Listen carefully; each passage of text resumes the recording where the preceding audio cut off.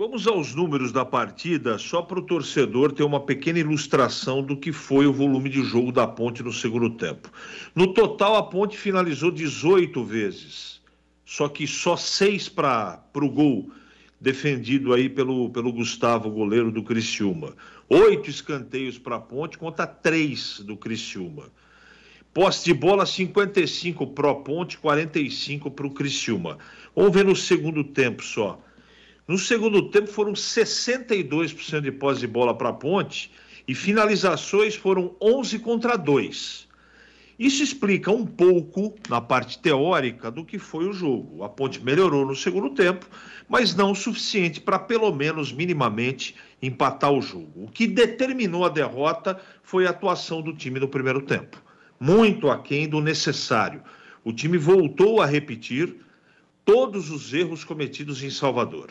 Falta de intensidade, de organização, meio campo doente, problemático, marcando mal, quando saía com posse de bola, perdia posse de bola, não era uma coisa organizada, enfim, estava muito bagunçada a Ponte no primeiro tempo. Eu gostei das mexidas do Felipe, eu acho que ele enxergou o que tinha que fazer. O Felipinho, para mim, foi o melhor jogador em campo da Ponte, ele entrou, tomou conta do meio campo. Marquinhos Gabriel, que deitou e rolou no primeiro tempo, no segundo tempo não conseguiu jogar, nem ele, nem o Elvis. Então a Ponte se arrumou e ele fez no intervalo aquilo que precisava fazer. Faltou um pouquinho de capricho na penúltima e na última bola para a Ponte pelo menos empatar o jogo. Mas a determinação do resultado negativo, a derrota dentro de casa, ela foi construída pelo Criciúma no primeiro tempo. No segundo tempo, a Ponte melhorou e o Criciúma jogou de maneira reativa.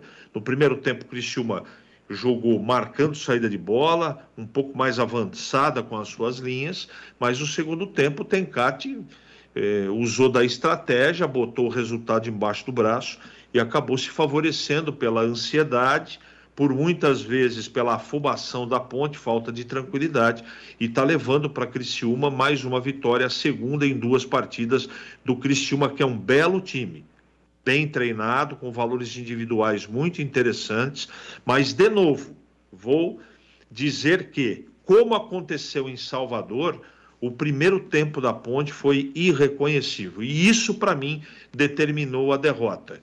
Foram vários jogadores que acabaram não rendendo. E sobre o trabalho do Felipe, ele cometeu 2 equívocos no jogo para mim. Ter inventado essa dobra de laterais e colocado o Mailton de começo e ter tirado do jogo o Gé. Era melhor chamar, e faria alguma coisa diferente, a Ponte empataria o jogo, ganharia a partida se ele não fizesse isso, Carlos Henrique. Eu não tenho bola de cristal, estou dizendo que eu faria diferente. Agora, eu não posso jogar nas costas do treinador desses 2 aspectos o resultado final. Eu acho que é uma composição de coisas equivocadas que aconteceram.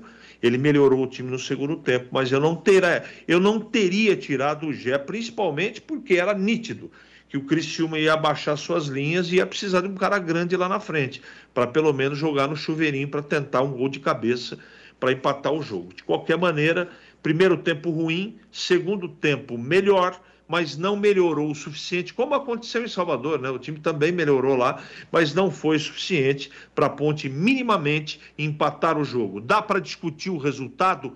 Hoje dá, porque o volume de jogo da Ponte no segundo tempo foi tamanho que minimamente, se houvesse justiça no futebol, isso não existe, é competência que tem que ter, né? Tanto para defender como para atacar, a Ponte minimamente merecia um empate. Não foi possível, triste e paciência, Edu.